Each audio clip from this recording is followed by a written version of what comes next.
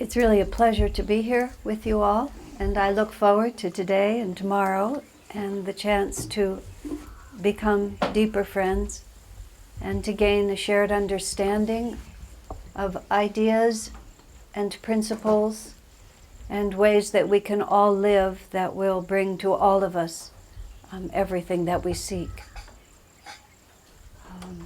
As most of you know, Swami Kriyananda, who was our friend and guide and spiritual light for myself for more than 40 years and for all of Ananda's development, he let go of his body and passed into the infinite last April. He died without warning, except for the fact that he was 86 and exceedingly frail. So you might say there was a lot of warning. But when he actually chose to leave his body, he passed within about 15 minutes. But we all knew it was coming. Still, the last time I saw him was here on this property and driving down that road actually just before I was to give a program in this very temple. So there's a certain poignancy to this place about his life for all of us. But the point I wanted to make was less about his passing and more about what his consciousness was like in relationship to the topic we're talking about today. I met Swami when I was 22 in 1969, as Tushti mentioned, and immediately I was aware from the first time I saw him that even though we were in the same room, each of us was having a very different experience. That I was myself thinking about my life and my home and my job and my way I looked, the clothes that I had, 1,000 things. I was also thinking, of course, about self-realization, about the possibility of meditation, about aspiration, about truth. I wouldn't have been sitting in the room where he walked in if that wasn't also part of my consciousness. But my sense of reality and my sense of myself was very limited. There was a theory out there somewhere that, we are manifestations of the infinite. But between the theory and me, there was an insurmountable gap. Seemingly insurmountable. It's very important to affirm the right truth. I experienced it as unbridgeable. But the masters told me it wasn't, and I believed them. But I didn't know how I was going to get there. A friend of mine, totally off the subject here, big, strong man who used to like to go out into the desert in America. He said he spent some time with an old, what they call there a desert rat, which is a man who has spent his life out in the desert. And he ended up helping him, and the man wanted he had a railroad car, a flatbed car, and he wanted to drag it across this small canyon so he could make a bridge and get easier to his house. And when my friend, who was a young man who was the only one there helping this old guy, and this thing weighs thousands of pounds, he says to the old guy, "How are we going to do this?"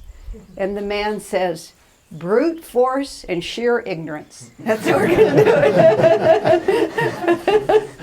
We don't know it's impossible, so we're going to do it. And darned if they didn't. Just one way or another, pushed that big heavy thing across and made his bridge. So that was a little bit of me when Swami walked into the room. And what I felt in him, by the grace of God and perhaps some past life memory, was that even though he was in a physical body, and he was 44 at the time, much younger than I am now, and he was walking and moving and just seemed like everyone else, there was no edge to him. I couldn't find the edge. You don't think about how many edges all of us have because we take it for granted, don't we? That a person extends a certain distance and then you can't feel them anymore. You can't see them or feel them anymore. But Swami walked in, immediately filled the space, and just went out, I don't know how much farther beyond it. Certainly he swept over me. I was some distance from him and I felt like he was right there. on another occasion, many years later, I was in a large hall with Swamiji, and there was about 700 or 800 people. And because it was very crowded, I was way against the back wall, actually sitting on shipping containers, kind of in the dark, just totally out of the flow of energy.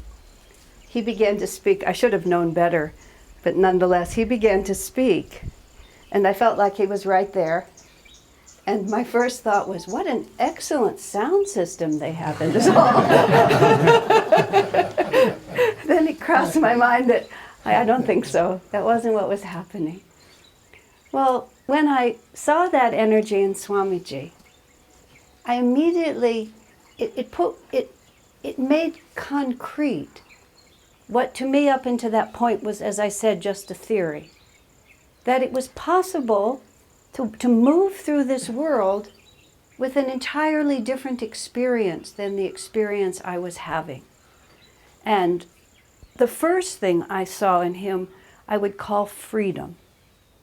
And the song that we were singing today, which I have to say you all sang extremely well, this has been not the easiest project to come to India with harmony and try to teach everyone how to sing harmony, which is not the usual way things are sung here, and that was really good for you guys.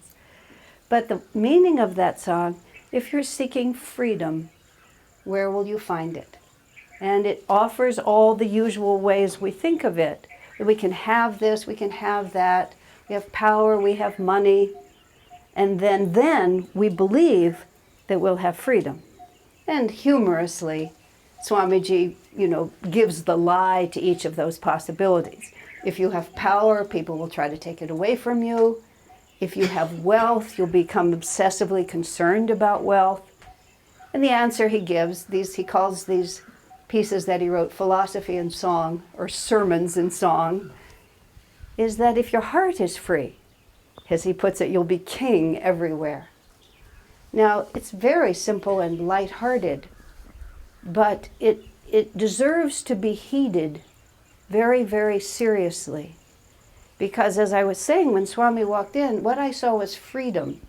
I had no idea the depth or the implications of it. But this is a funny thing about ourselves on the spiritual path. Because by definition, we're trying to perceive realities that are more subtle than the one we're living in now. The material world is gross. It's gross in many different meanings of the word, but it's also gross in the sense that the vibration is not subtle. And the vibration of spirit is more subtle. And when you're in a grosser vibration, it's hard to hear a more subtle vibration. If everybody is shouting and one person is whispering, you don't necessarily hear the whisper, you just hear all the shouts. So we're born from the beginning, and this is God's Leela, as you wonderfully call it here, divine play, which I can't begin to unravel either, so please don't ask me. But nonetheless, we find ourselves here.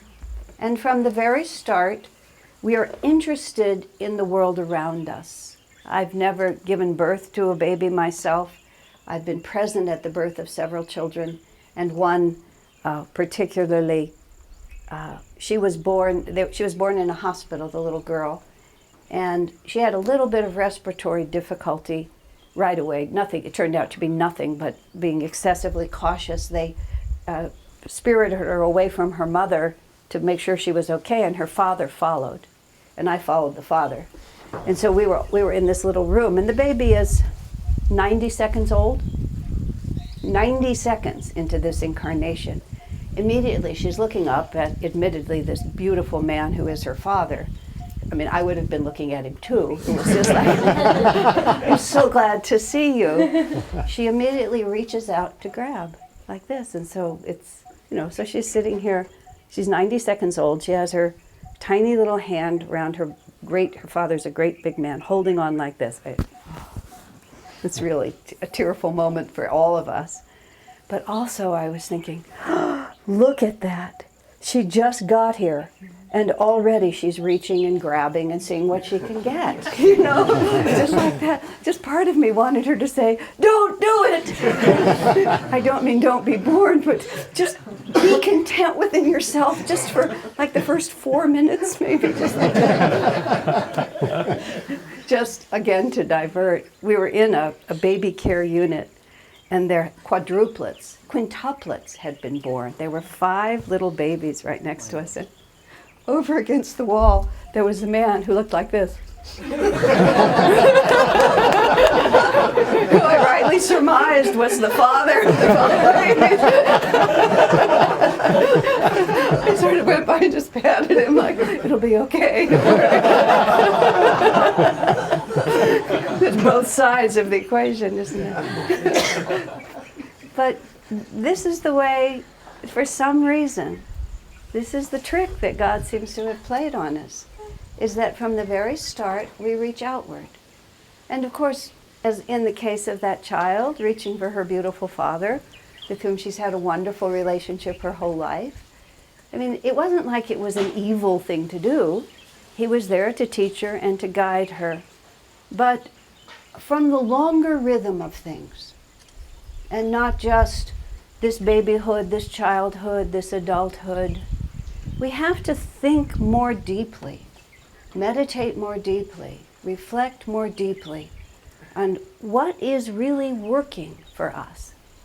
Because if we just always flow with the current, often that current takes us to places that we really don't want to go.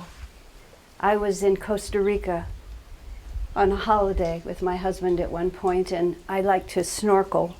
And he was done, and I decided I was sort of ferreting around, and I was looking at things like this, and I just broke the absolute first rule of being in the ocean, which is the ocean always wins, and you need to know where you are at all times. And I allowed the ocean to carry me into this little cove, and then just all of a sudden this wave just picked me up and threw me against really sharp rocks.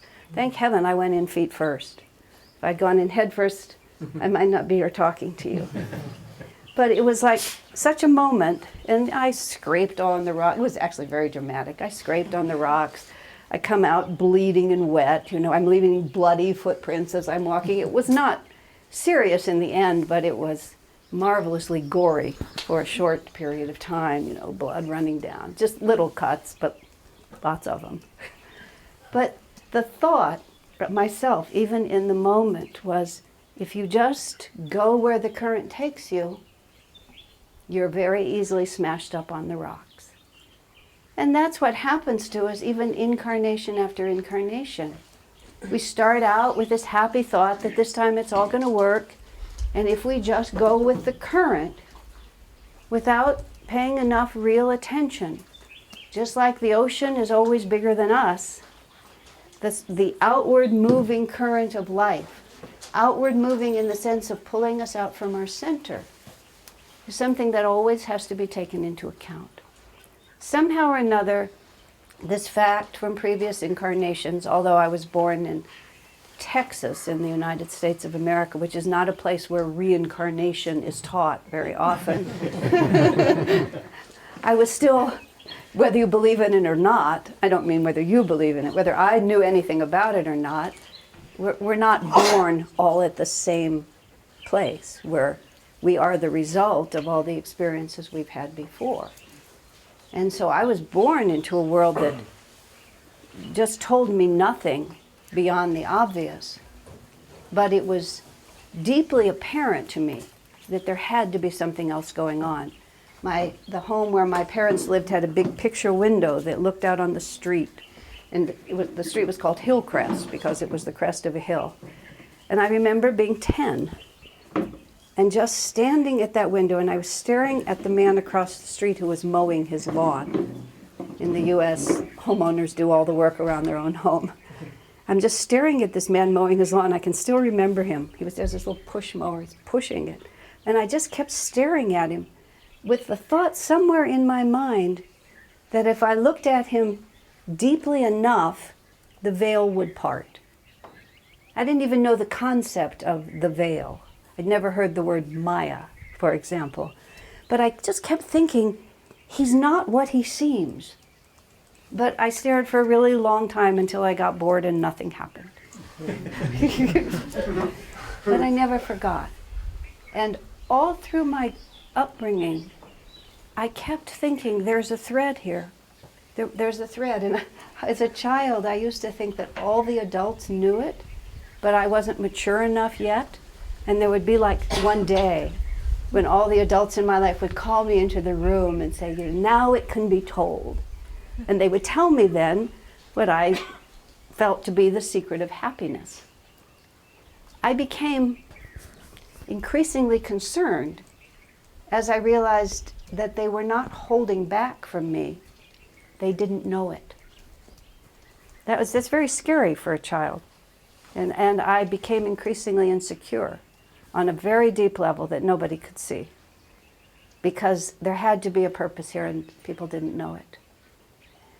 Thus, when Swami Kriyananda walked into the room, I was overripe. I was a ripe fruit just hanging on the tree, waiting for the slightest breeze to just drop, which I did right into the lap of self-realization, the path, which I have never left. Now, over the years that I lived with Swami, and this is where I wanted to go, where I started. There I was, sitting in that room with Swamiji, going all the way back to that first November 1969 at Stanford, on the campus of Stanford University as it happened, being so aware of the fact that we were both human beings with the same basic equipment, but his experience of it was so different than mine. Subsequently, I've thought if Yogananda were here, because Swami Kriyananda lived with Yogananda, and he told us many stories of being with the Master and what he was like. Because Swamiji had a picture in his mind and an actual experience, he made the idea even of an avatar, something that you could sort of hold on to. He talked about Master's personality and how he related to people and different incidences that he had with him. There's a very good book written by Durga Mata, who was also a disciple of Master, a direct disciple. It's called the Trilogy of Divine Love, I think, or something like that. I hope it's in India. But in any case, she talks about brushing Master's hair and what kind of clothes he wore and how they would go on picnics. All of these just beautiful stories of very natural human interaction. But underneath all of the stories that Swami tells, that Durga Mata tells, that anyone who was with Master tells, Yoganandaji was always having a very different experience than those who were with him. You know, they ate, they picnicked, they walked, they shampooed their hair, but nonetheless, they were having very different experiences. During the years that Swamiji was on this planet, which was all of my adult life until 9 months ago, I had the opportunity from when I first met him, because of my intense desire, I believe. I started working for him closely almost immediately after I moved to our ashram in 1971. And I have gone on to live on different continents from him for most of the last 25 years, but still often in his company. And I remember one particular time, he used to vacation in Goa because he was living in Delhi at that time and the air was terrible in January. And he had very weak lungs and he needed to get out of that city at that time. And so he would go to Goa, and often my husband and I and others would come and spend some time with him there. Toward the end of his life, his body was very, very frail. And he would walk about this fast. In other words, very, very slowly. You know, my pace is about 40 times that. I'm usually really anxious to get from here to there. And I don't have a lot of interest in the transit. And I observed one day, there was a large crowd with him that year, maybe 10 of us walking with him. And we were all following his pace. And I was conscious of the fact that there was not 1 ounce of impatience in me. In fact, it was like several moments of walking before I even noticed how slow our pace was. And it was not for the first time that I became aware that whenever I was standing around Swamiji, ever in 44 years, I was always completely content right where I was. Partly because of my relationship to him, but I always felt there was no place else I would rather be except right there. And I realized how much of the time, and this is beginning to move now into what we can do about all of this, the primary reason for our restlessness, our unhappiness, our lack of attunement to what's going on in the moment is we always aren't in the moment. We are thinking about something else. And we start our experience of life divided. Part of us wants to be here and the other part wants to be there, and nobody is actually right where they're standing. One of the greatest obstacles I've learned to finding happiness is our relationship to time itself, which seems very abstract, but is also extremely specific. Swamiji accomplished a stunning amount in his life. He was creative on a level that's hard to imagine. I've written 3 books now, but the first one was the hardest one to write, and when I was really struggling to write it, I was talking to Swamiji about the difficulty. He's written 150, had written maybe 100, maybe it was only 135 at that point. And he said, "I've never had writer's block," he said. And all I could say was, wow. But just like an experience that was very, very different. Now, in Autobiography of a Yogi, Yogananda's classic book, which if you haven't read, I encourage you to get a copy before you leave here, there are many, many sentences. I mean, there are many sentences because it's a book, but that's not what I meant to say. There are many sentences that alone can be the meditation of a lifetime. And one of the sentences is in that book, and I'm not going to quote it exactly, but I'll give you the sense of it, is simply, he says, that we think our thoughts originate with us. We have a thought, I'm worried about my baby, I'm worried about my nephew, I hope he gets the job that he wants, my mother is ill, I'm looking for the right husband for my daughter, my job, or the daughter is worried that her parents are going to find the wrong husband, whatever it might be. We have all these thoughts, and they all seem to be related to our personal reality. And so we naturally think that we're inventing these ideas. What we don't understand in a more cosmic perspective is that every thought we have is a reflection of a certain perception of reality. And that's a very interesting thought to think about, because the scriptures tell us, even science tells us, that what we see around us, that there's many dimensions behind this. And whereas the Vedas have declared for a long time that matter is an illusion, now all the scientists are coming into harmony with that thought through their scientific experiments. They're proving that what we see is not really all that there is. Now, another way of thinking about that is also even what we think of as ourselves is not all that there is. When that little, beautiful little baby was born, Swami Kriyananda has a very interesting statement to help parents understand the right relationship to their children.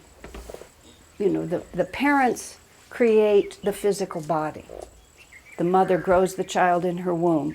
The sperm and the ovum together initiate that physical process that results in a physical baby that eventually turns into all of us.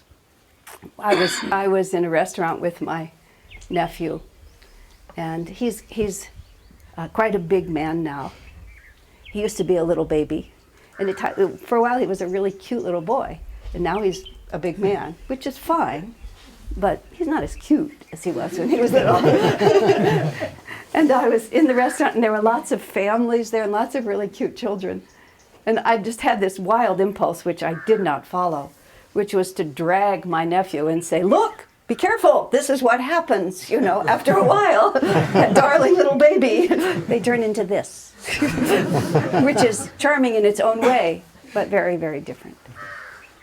So parents create that physical form, which then becomes an adult. But the reason that child is born and the reason it becomes an adult is because it has a certain destiny that it's going to follow. There is a soul journey that is necessary.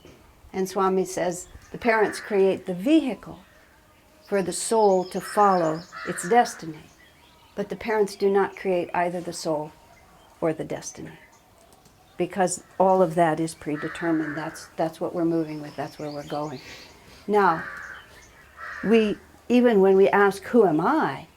Am I the ego, self, which Yogananda defined as the infinite identified with this one body? This soul has occupied many different bodies, but right now it thinks of itself as, and then you fill in the blanks. Wherever you are in your soul journey, that's what we tend to think of ourselves as. And the thoughts that we have tend to be related to that little reality that we're living right now. But is that the only reality we could be tuning into? If Yogananda were sitting in the room with us right now, he might be able to see, if he chose to, exactly the same things that we're seeing. But he would also be simultaneously conscious of a completely different reality. That's what happened when Swami Kriyananda walked into that place at Stanford University, the most prosaic sort of atmosphere. I was not in India, I was not in Rishikesh, I was not in Varanasi. I was at Stanford University, not a place renowned for its spirituality. Renowned for other things, but definitely not for that one. Okay? But he was perceiving a divine reality even in that moment. And that's where his freedom came from. I saw myself in my body and my ego and all my concerns. He saw that, but it was a fragment of his consciousness in that moment. So here's what Yogananda says. He says, the thoughts that enter our mind, that we entertain as our own, are not individually created. He said they are stratas of consciousness, vibrations of consciousness, and we simply choose what vibration of consciousness we are going to tune into.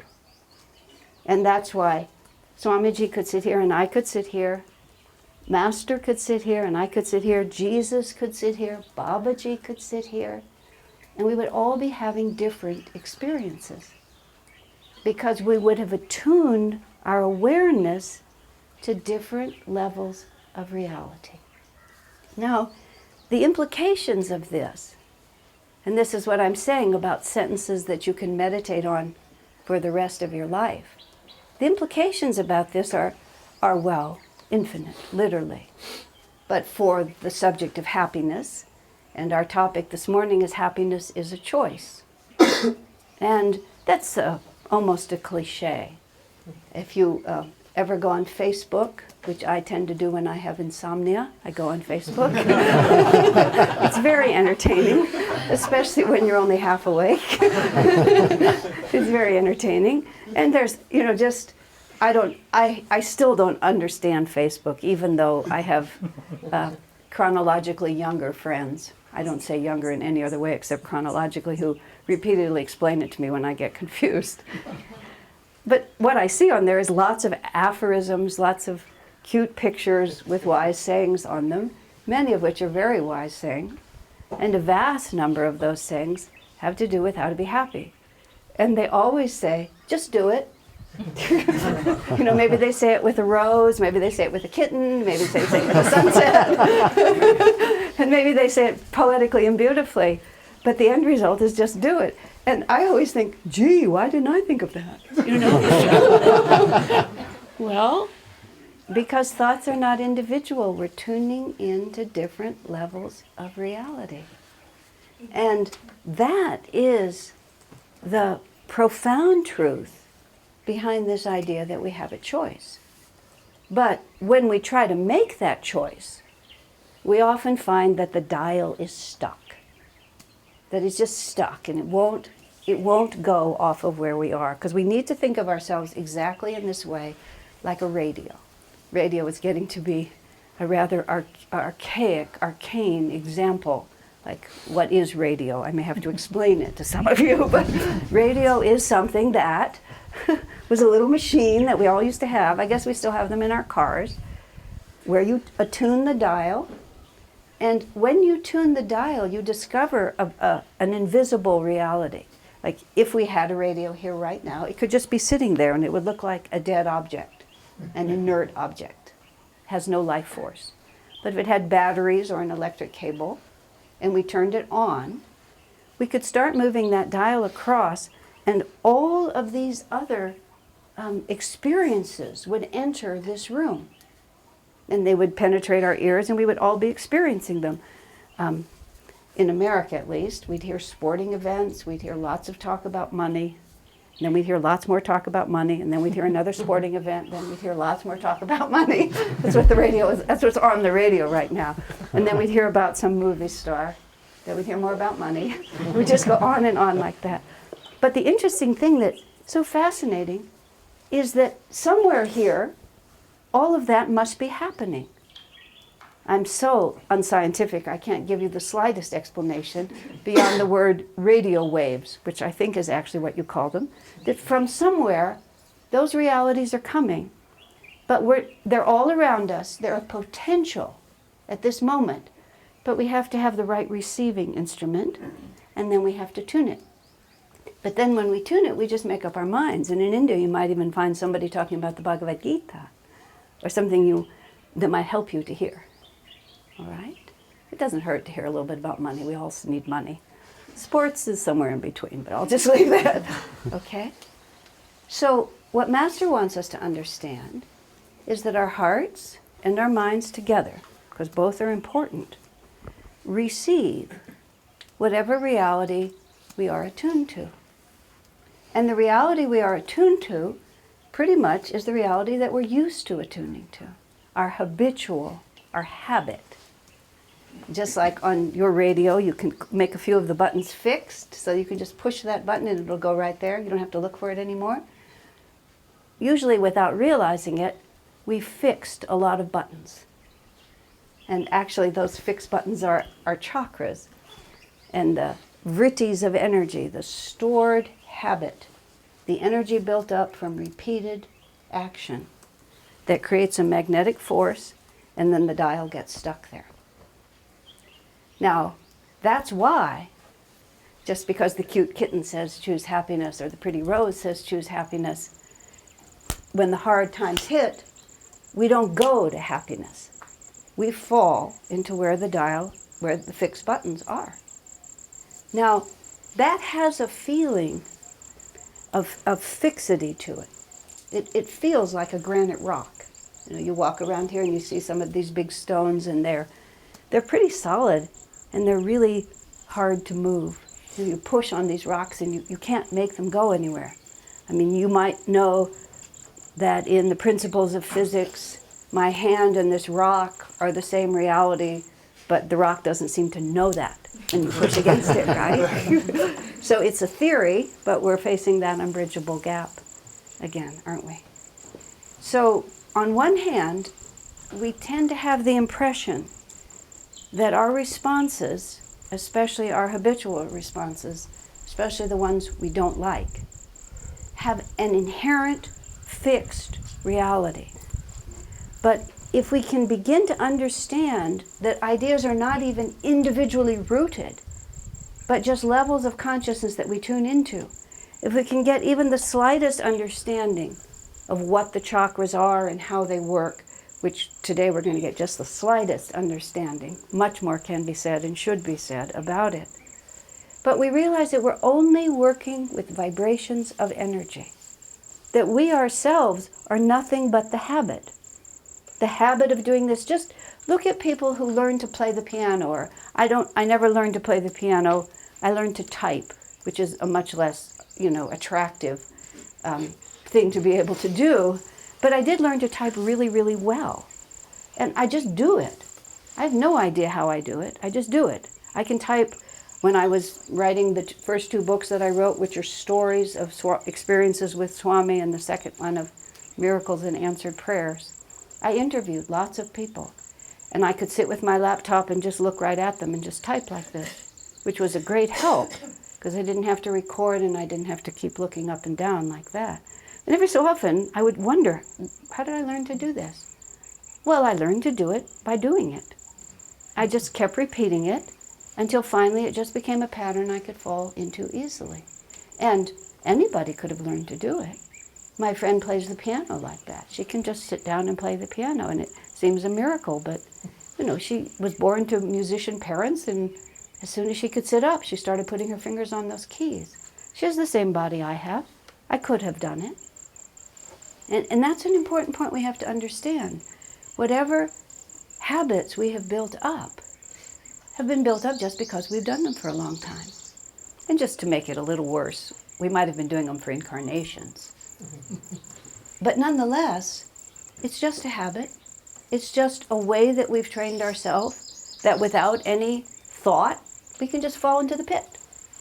We can just go there. And we just go there over and over again because it's the path of least resistance.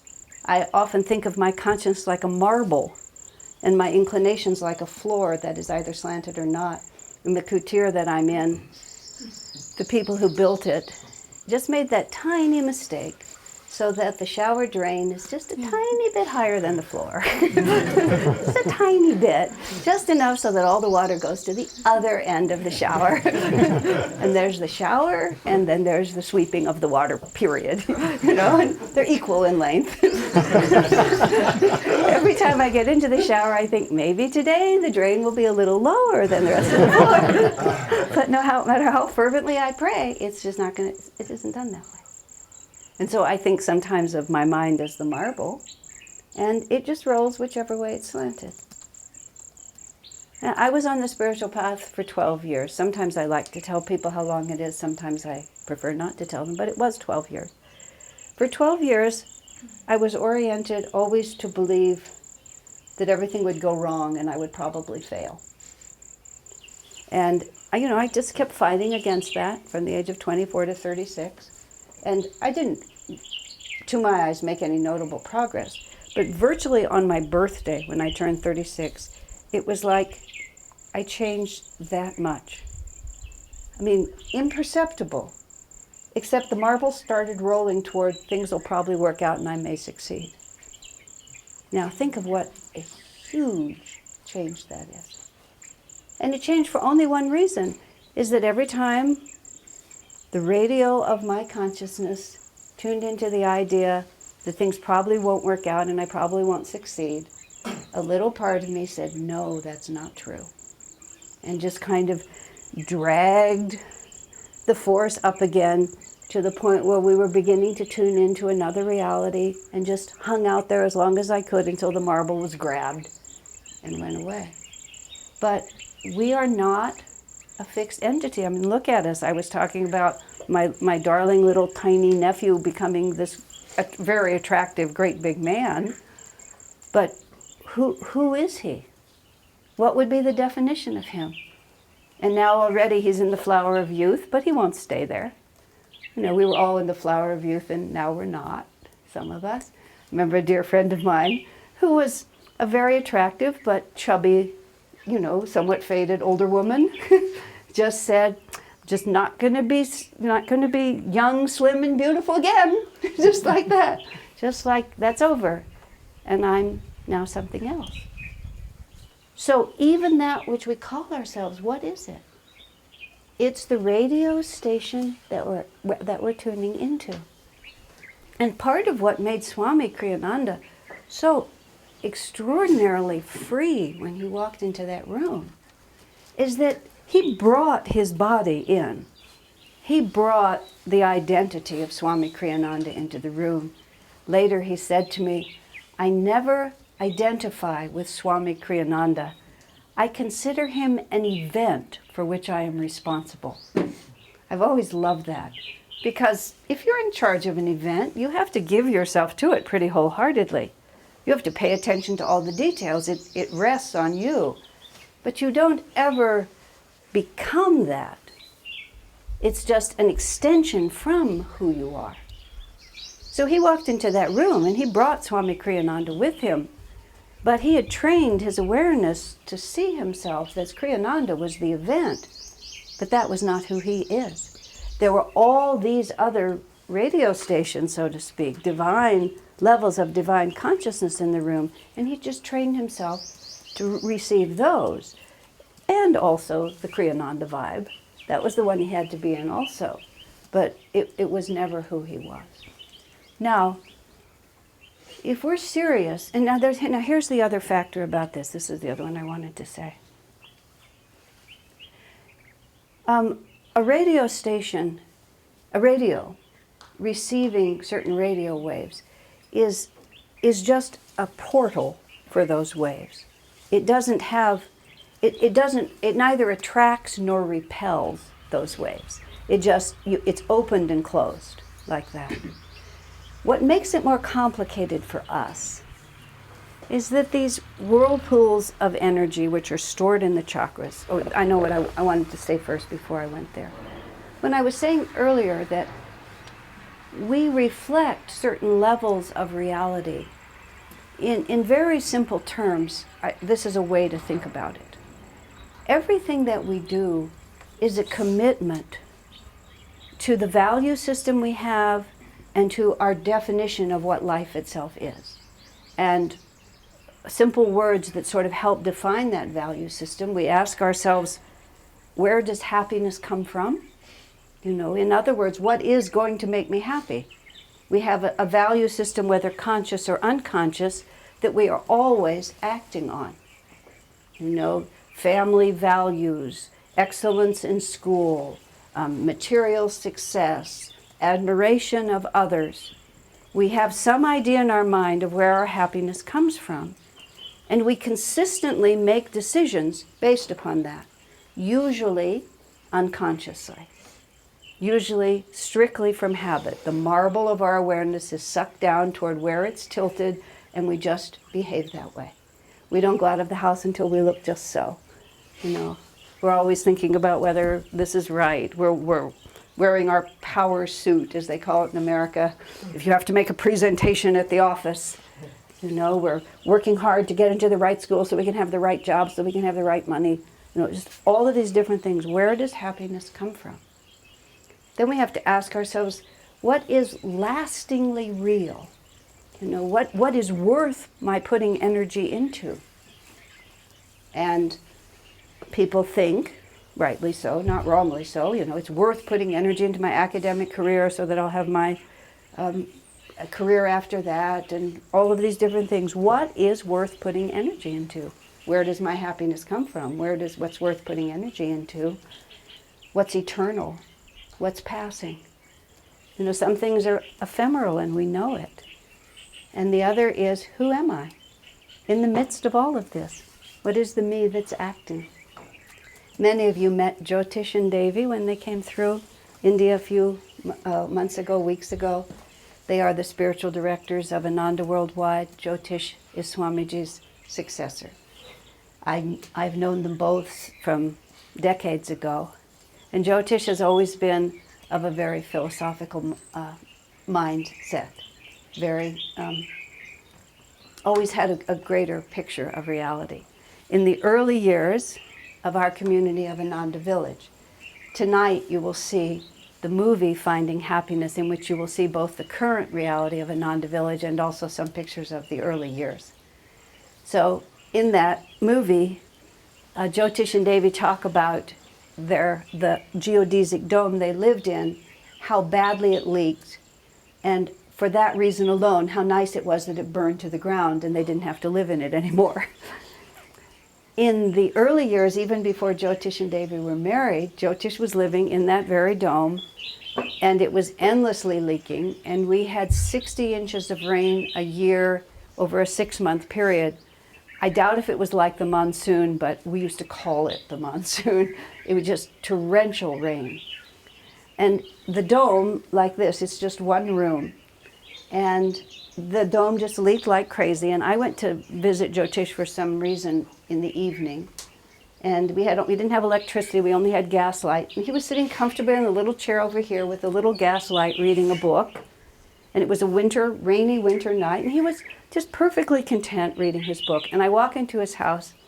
At the peak of the dome, he has bought a funnel that is about 1 meter across. Just like a little funnel you'd have in the kitchen, but it was shaped like it was 1 meter across. He had rigged it up at the top where most of the water poured in. He had put a tube on it and sort of run it along the wall and then stuck it down the kitchen drain. So in the midst of his quiet reading like this, there's a river running through this pipe, pouring in through the funnel, and it was just like crazy. It was effective, but it was just loony. And I said to Jyotish, just spontaneously, how can you stand this? And he, in his philosophical way, he thoughtfully said to me, he said, well, I decided in this world there are 2 realities, temporary and eternal. And clearly, this is not eternal. This falls in the category of temporary. And then he goes back to his book and he says, anything, I can accept anything as long as it's temporary. But I've thought about that so many times since then. What is lastingly real? And there are eternal verities, so to speak, to use that phrase. And one of them is our consciousness. Even if you have vivid childhood memories, of which I have a few, you're aware of the fact that even though you were small and didn't have language and didn't have much experience and maybe couldn't couldn't get the food into your own mouth, but it would go to your forehead and your ears like this, didn't even know where your mouth was, still, the consciousness is not different. This is Swamiji, in his autobiography, in just a few paragraphs, describes the consciousness he had as an infant, in which nothing was happening that he could express, but he was aware of the astral world, of the colors, of the bliss, and as he describes it, he was vaguely puzzled to be in this world. He couldn't quite, figure out exactly how he got here, but here he was, but he spent most of his time, really, in the other world. His consciousness was there. Master Yogananda, in his autobiography, talks about lying in his crib, listening to the language going on around him, simultaneously hearing many different languages from past incarnations, whatever. And gradually, he said, he figured out that the folks around him were speaking Bengali, and that's what he ought to tune into. How very different this is, even though. And then we gradually identify more and more with the body that we're in. In other words, the ego begins to take hold, and we identify with this body, and this is who we think we are. But it shifts, and it shifts, and it shifts. When I found myself in my early 20s living in a yoga ashram, chanting Indian chants way out in the country, it's just like and I was born in a Jewish family. How did a little Jewish girl from Texas ever end up here? In other words, who am I? What is lastingly real? And then we also begin to realize that no matter where we are, all we're ever experiencing is our own inner reality in relation to it. Isn't that so? And how we perceive is how we experience. What radio station we're tuned into. In America, where I live in Palo Alto, now we have a really beautiful temple, a big, beautiful temple by the grace of God. It used to be a Catholic church, and there aren't enough priests in America, so they closed down one of their parishes and sold us this building for much less than it was worth. It was all just Divine Mother orchestrating it. So we have this beautiful temple. But for the first 8 or 9 years that we were there, we had a storefront, a place that would have been a store, but instead we had a little church in that store. Now, I'm forgetting why I'm saying this. What might I have been wanting to say? I'll take some water and see if I can remember. But what I was saying was, we're only and always experiencing whatever is inside our head, and that's the only experience that we have. And after a while, it becomes clear to us that if we can master that, then we can master everything. Talking to a young friend of mine who was very ambitious in his life and was very much afraid of self-realization because he was afraid it would destroy his ambition. I asked him the question, and he was attached to his ambitions. I asked him the question, I said, what is the greatest obstacle to your success? And he answered what I knew he would answer, myself. My fears, my lack of concentration, my anxieties. I said, well, if you can master yourself, then anything else that you want to experience is also going to be accessible to you, isn't it? Because all the talent in the world is there. Okay? So what we have to understand is that our first and only duty is to take charge of our inner environment. And, okay, so here's where I was going with all of this. What is lastingly real? What is eternal? What is not? The difficulty is that the positive side of who we think we are is that it is only a pattern of energy. Okay?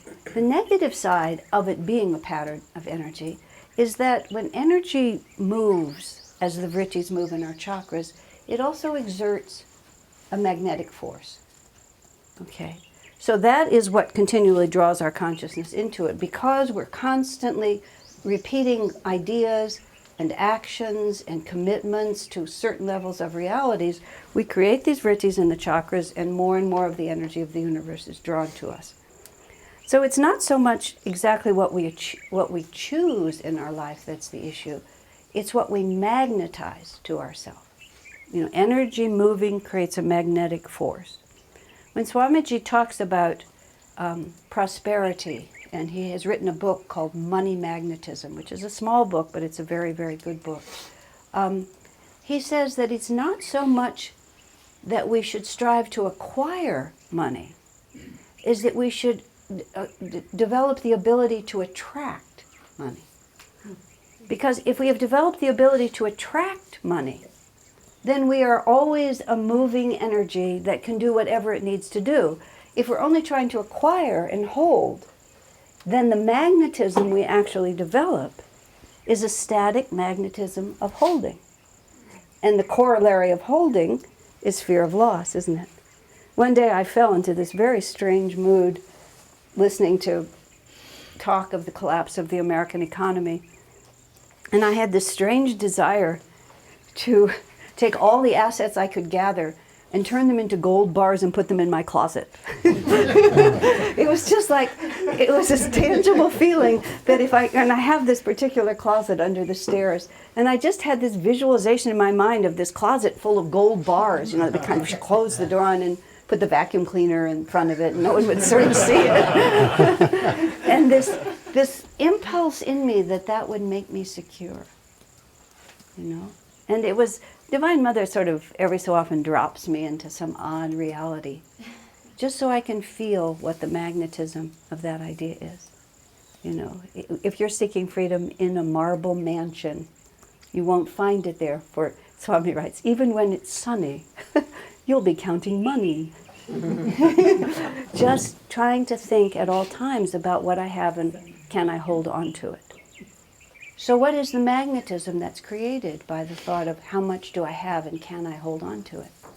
In the Bible, there's a terrible statement by Jesus, just terrible. Even to those who have, more will be given. To those who have not, even the little they have will be taken away. It's enough to cause people to leave Christianity. But it's actually a very yogic statement. To those who have the right consciousness, more and more of the right consciousness will be given to them.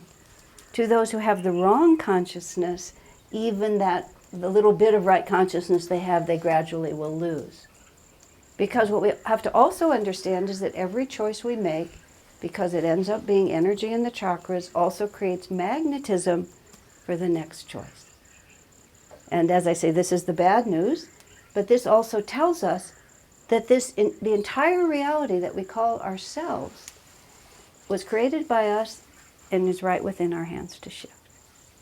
Now, I think I would like to take a short break. And we have another 45 minutes, so let's take about 10 minutes, let everybody stretch.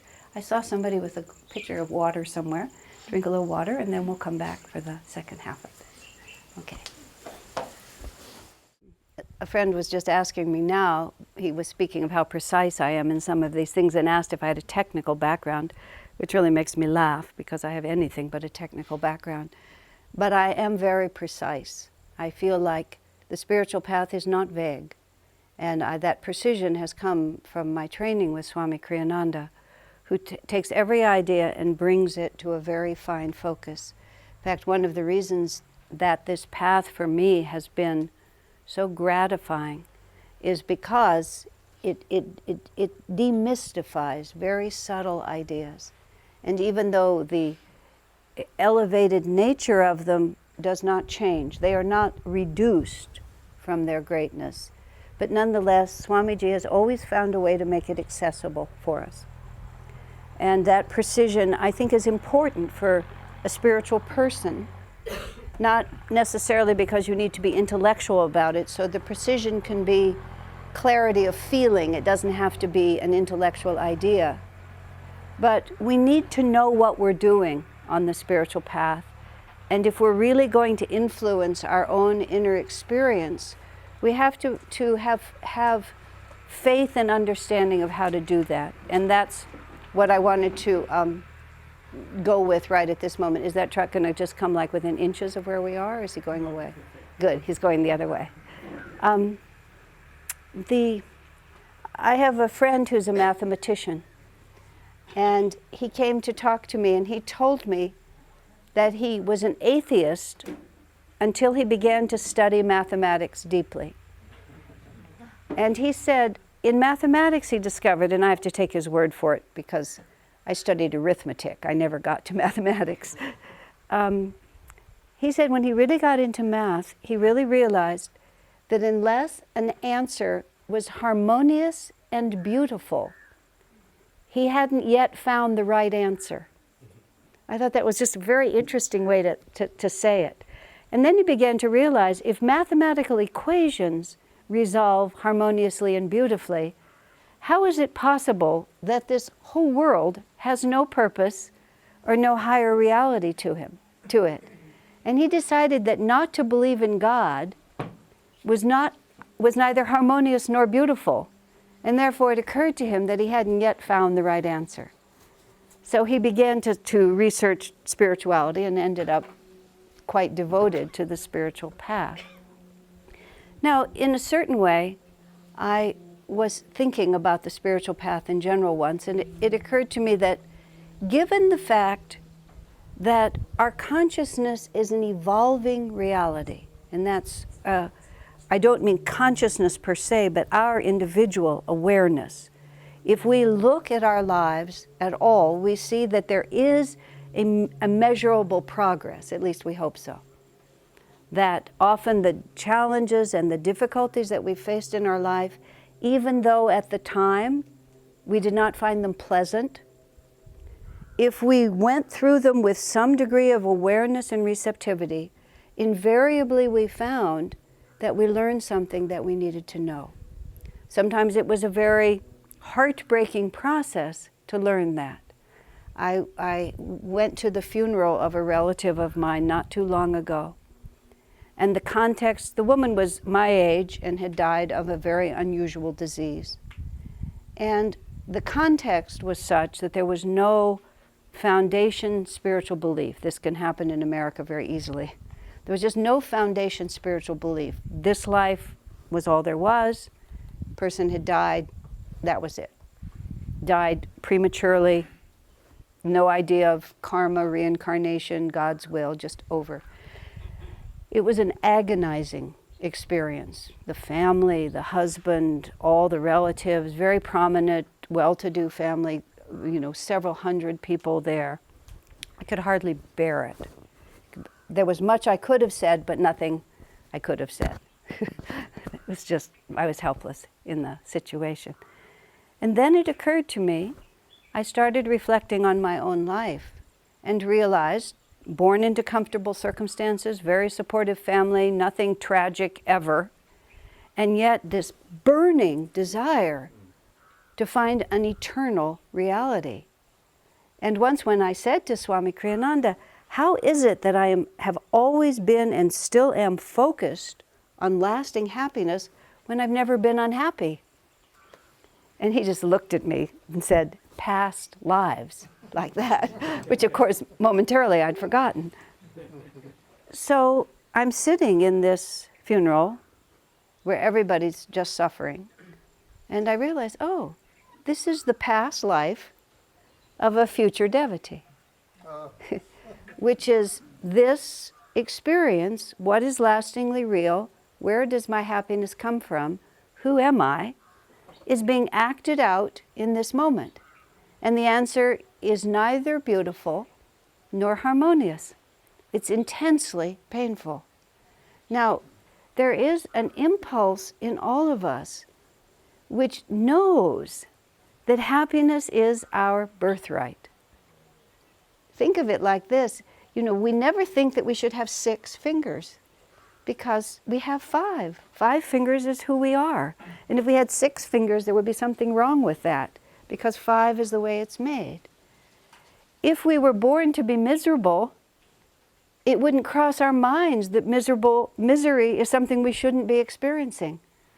No matter how we train ourselves not to expect much and to just always be disappointed and really never open our hearts and just shrink down under the blows of life, way down in there, there's a piece of us that knows it's not right. It's always pushing.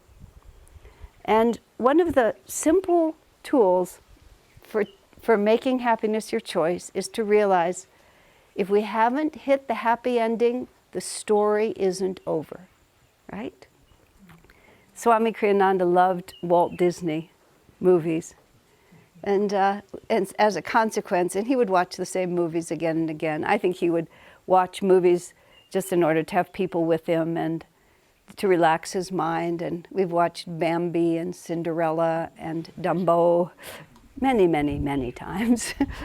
And I was watching Cinderella once with him. And just, watching how the movie resolves. Actually, Cinderella, for those of you who haven't watched it recently, it has a lot of spiritual truth in it.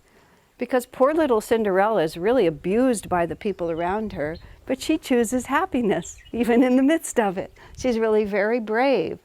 And her magnetism of happiness draws the fairy godmother, and so on. But you know the story, and you know that it's finally going to end where the prince finds her. And you're so worried that the prince is not going to find her. But you know the movie's not going to be over until true love comes. Of course, as Master said, all movies end right at that point.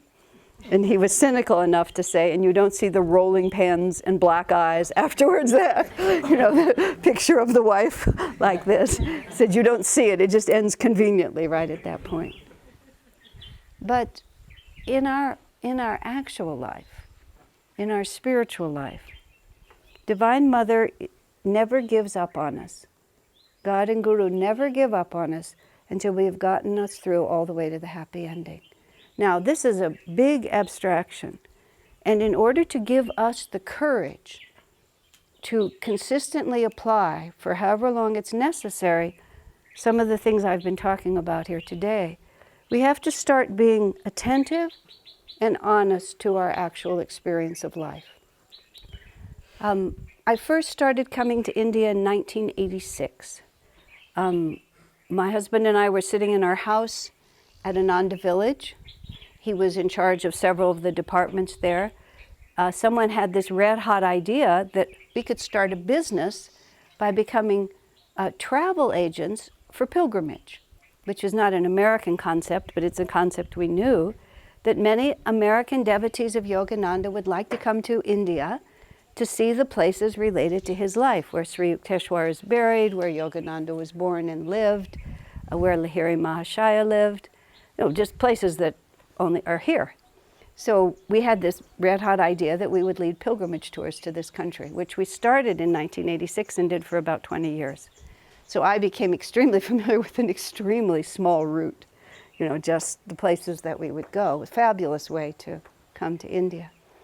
Now, we bring 30 people every time, almost always Americans, almost always people who'd never been to India or any, whatever the words are, developing nation, non-Western nation, places where you have large population, more apparent poverty than you have in America, certainly. And people would have different reactions to what appeared to them to be people who were suffering. Those are the words. And over the course of running that tour, maybe 12 times over those 20 years, I began to see an extremely consistent pattern, which is people in their lives who had paid enough attention to realize that difficult experiences gone through courageously often lead to great learning, were very calmly able to perceive other people going through difficult experiences that potentially could lead to great learning. Those who had not yet observed in their own life that the path to freedom is often through something that I would call painful, were very upset at the sight of other people suffering. In other words, if you didn't believe yourself in the happy ending, the drama before that happened was very, very disconcerting. In other words, what radio station are we tuning into? And there wasn't too much I could do about that in the moment. I would just try to work through that a little bit. Now, the ability to choose happiness in the midst of what life is not always easy. And it needs to be said, because too often when people start talking about choosing happiness, there's this extremely, to my mind, perhaps well-meaning but utterly naive idea that I'll just be positive and everything will work out. You know, I can be as positive as I want and all kinds of things can happen. It's not only that I have individual karma, I have national karma, group karma, family karma, all these things. The only thing we can control is our state of consciousness as we go through it. And one of the things that gives us power in order to do that is if we have faith, if we know from our own experience that if I go through any experience tuning into the highest reality that I can find, it will always lead me forward. Swami Kriyananda put it this way. Whenever he would see people who were suffering, the reality that he would tune into, because he was able to step out of time. And so he would see a suffering soul, and he would realize that the happy ending is now. In the eternal now, we're already there. And that when this soul is freed from that suffering and can experience the bliss of his own nature, how much sweeter will be that reunion. And so Swamiji trained himself that in the face of suffering, what he would see was the greater and greater joy potential of that. Now, that was not wrong. That was just, what level of reality am I going to tune into? What is lastingly real? Swami would tell us a story often about a time when he was with Master and a mood seized him. He was not inclined to be moody, but he just developed this thought in his mind that Master didn't love him. And he talks about how he tried to intrude on Master's work and had to deliver, as he said, a bottle of water, and he banged the bottle of water around as much as possible, hoping Master would come in and speak to him. And when Master kept on with his work and didn't respond, Swami just decided that Master knew how worthless he was and that there was no point really in even trying anymore. Just all of those vrittis just grabbed his consciousness and took it there. And Swamiji tried to reason himself out of it, and he said reason didn't take him anywhere. So he went down to his meditation room. He had a basement meditation cave, as he called it. And he sat down for a moment and he put his energy, he lifted all his energy up to the spiritual eye. As soon as his perspective changed, he was listening to another radio station. All of a sudden it became obvious to him that Master was always with him, that he had much work to do, that he couldn't just spend all his time holding his hand, reassuring him that he loved him. But Swamiji dramatically showed himself that exactly the same circumstances can be interpreted in many different ways. Now, faith is built from experience. And the faith to persevere on the spiritual path, and I talked about 12 years of just trying to re-educate my subconscious mind to the right orientation. I persevered because I sincerely and deeply believed that the process I was following would give me the result that I wanted, and to abandon it was merely to condemn myself to much more suffering, right? Now, all of us in our own hearts, there's a certain courage that's required to choose happiness. And we need to not wait for some big revelation that's going to make it work for us. Everybody asks me, and asks me over and over again, I'm so restless I can't meditate. My mother-in-law does this, my job does that, my baby is like this, my teenage boy is like this, and there's this long list of reasons why later I'll choose happiness, right? But of course, every decision we make in every minute creates a vortex of energy that begins to create magnetism that begins to define us. So what we need to begin to do is we need to be able to choose happiness when it's easier to do so. And to realize that every single minute of our thinking, we are setting the direction for the next minute. And for almost all of us, the big problems that we have in our life, we have built them inch by inch with all the small responses. So that when the big problem hits, the orientation is already there. A woman came to me, she had great resentment against her own mother. She felt her mother had not treated her right, and she had built up a really strong energy, so strong she came to me and was concerned about it and asked me, this anger and resentment that she felt. And I said, are you angry and resentful at anything else? No, she said. But I knew her well enough that I knew that her habitual response to small experiences was to lash out like this. Okay? Driving down the freeway, somebody does something unsafe, her habitual response was to lash out at them in anger. Okay? And she never connected in her mind her little response to her big response. Okay? Now, all of us, we don't know how to begin to dismantle the big habits. But if we watch, it's all the little ones that make the difference. And if we fight every small battle, and don't imagine that you can go all the way to the victory point. This is something that Swamiji has presented to us, which I find so helpful. Every situation is dual. There's always the best you can do and the worst that you can do. And often we imagine, if we can't do our best, then I might as well collapse and do my worst, right?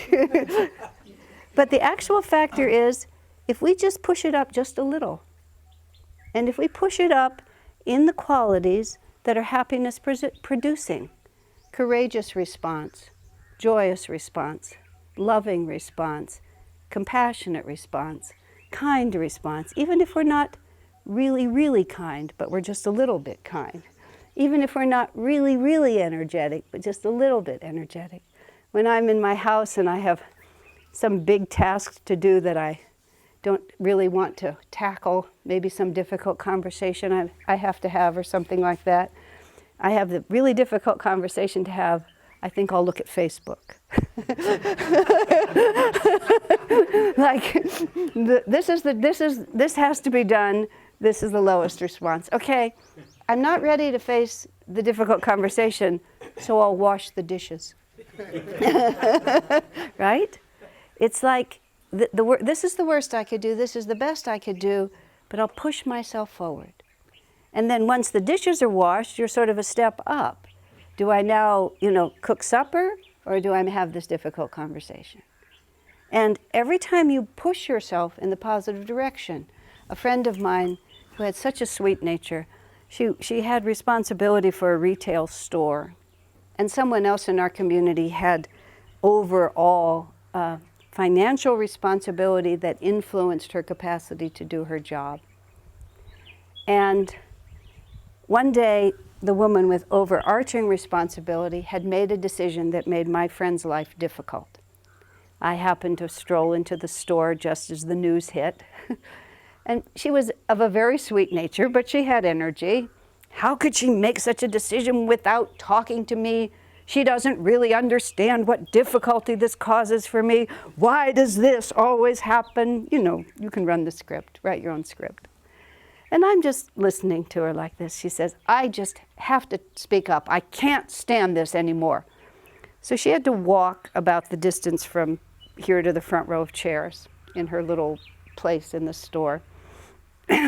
She takes a step and she says, you know, I don't have any children, but the woman she's speaking of, she's raising 2 children in addition to all the work she does. That must be really difficult to do. I can't imagine going home from here and having to deal with my kids. And they're really nice children, too. And then we had a little chat about the children. And by the time she gets to the phone, she dials the number. She gets that lady on the phone. By that point, she says, hi, how are you doing? I saw your darling little girl the other day. Okay? She still called. She still said exactly what she wanted to say. She still said, you know, I'm a little confused by this decision that you made. You know, there's some factors here. Did you, you know, I'd like to talk to you about this.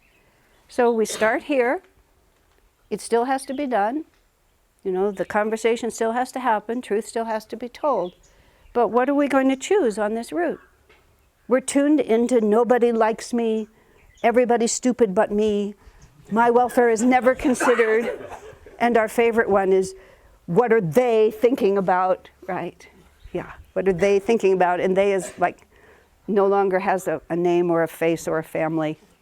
It's just they, okay? I've been in a leadership position for a long time, so I'm real sensitive to that. You know, sometimes I have to say, hello, who are you talking about? You know, I'm here, right in front of you. You know? So we always can move it up a little bit. And the most amazing thing about the spiritual path is we think it's a giant leap. But it isn't. It's actually a gradual, like an opening, just like a flower. Just like a little rose, you know, starts out as that tiny bud, and then little by little it opens up. And it has to open in that way. And part of the courage of choosing happiness is to realize that every little minute counts. In fact, just the opposite also has to be understood. Every day that we allow ourselves to tune into the wrong radio station just means that that station just gets stronger and stronger and stronger and stronger. Now, bearing in mind, sometimes choosing happiness is not choosing to be nice. Don't make a mistake here, and this is also a very important aspect of the spiritual path. When Swami walked in to that room, what I saw in him was freedom. And freedom is a very important word. And it was a very attractive vibration to me. The vibration of joy is the primary vibration that I follow. But the vibration of freedom is also very important. And that is, people always ask about free will. Please don't, at least not yet. Okay? People always ask about free will. It's a very hard question to answer. But what the freedom we do have is we have the freedom to choose our own consciousness. We do not believe we have the freedom to choose it, but we do. And that freedom to choose your own consciousness is to understand, well, the word is dharma, but this is what I mean by dharma. I don't mean duty to your family, duty to your business, duty to your parents. That's not what I mean. Dharma is that action which expands your consciousness and opens you more to bliss. And sometimes dharma is to cooperate with what everyone else wants you to do, because that truly does expand you. Sometimes dharma is to quietly, irrevocably plant your feet and say, I'm sorry, but I just can't go along with that. Swamiji urged a certain man in our community once to do something his first response was, "My mother would be very disappointed if I did that." Very quietly but firmly, Swami responded, "Sooner or later, we all have to disappoint our mothers." He said just like that. He actually, when I published it, he had me say, "We have to be prepared to disappoint our mothers." He wanted to give mothers a little more room, you know. But what he was saying, what gives us real happiness is when we live according to the highest truth. And we have to understand the difference between convenience, easy, pleasurable, and true happiness. Part of what confuses us is that we often think that happiness is what's the most pleasurable or the least distracting to people, the least upsetting to others. Years ago, at the beginning of Ananda Village, we started creating this Christmas celebration because Christmas is, of course, a big holiday in a Western country, Christian country. And Master had people meditate for 8 hours a day. He had spiritual Christmas and social Christmas. And so the 8-hour Christmas meditation was a very important part of our spiritual lives. And coming together as a community, especially in those early years when Swami Kriyananda was living there, and he conducted the 8-hour meditation, and he presided at the Christmas banquet and presided at the Christmas parties, it was an extraordinary time. And for all of us new relatively on the spiritual path, just getting a deep dip into true Christ consciousness was transforming. There was no other word for it.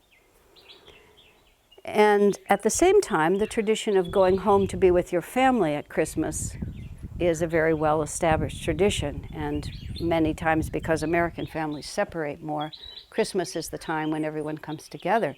So all these young devotees, I was spared because I was from a Jewish family. So we had no Christmas tradition. I was so grateful. But many of the young devotees were in this terrible conflict between the expectations of their parents and the aspirations of their soul, which Swami increased the conflict by saying, "Master said you should spend the spiritual holiday with your spiritual family." And he encouraged us to go for Thanksgiving or New Year's, but to stay there over Christmas. Well, this was not an easy choice, you can well imagine. Many of us were just in our 20s, barely separated from our parents at all. And Swamiji said something that was very deep and very important. He said, "Their egos will be very upset with you." He said, "But any spiritual progress an individual makes radiates out in blessing to everyone who is connected with them, whether spiritually or physically connected." He said, "If you stay here and go deep into the spirit, their egos will object, but their souls will rejoice." Now, that's a specific issue, and I understand in India family is a big consideration in everybody's reality. But at the same time, maybe we can't fight the biggest battle. But we have to understand that when we choose Dharma, when we choose that action which expands our consciousness, even if it's not pleasurable as we go through it, the soul rejoices and knows where it's going. And those are the choices time after time.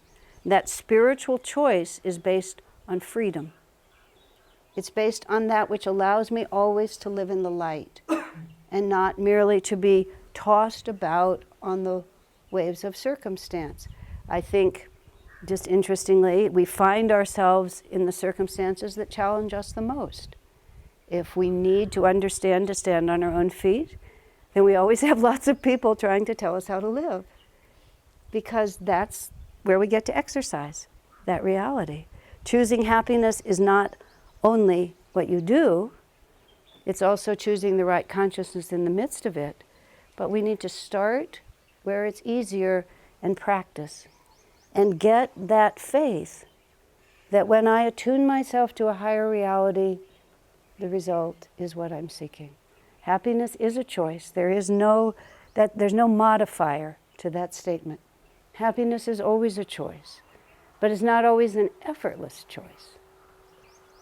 and to train ourselves to be able to make that choice over and over and over again. The result of it is Swami Kriyananda. The result of it is manifested in our own hearts right away. That we find once we begin to have the freedom to choose our own consciousness, then we know ourselves on a level that we never knew before. And we begin to sort of see, oh yes, this story does have a happy ending. And it becomes easier to choose, and even in the hard chapters, because we know where we're going, and we know that the light is there waiting to greet us. So, great souls.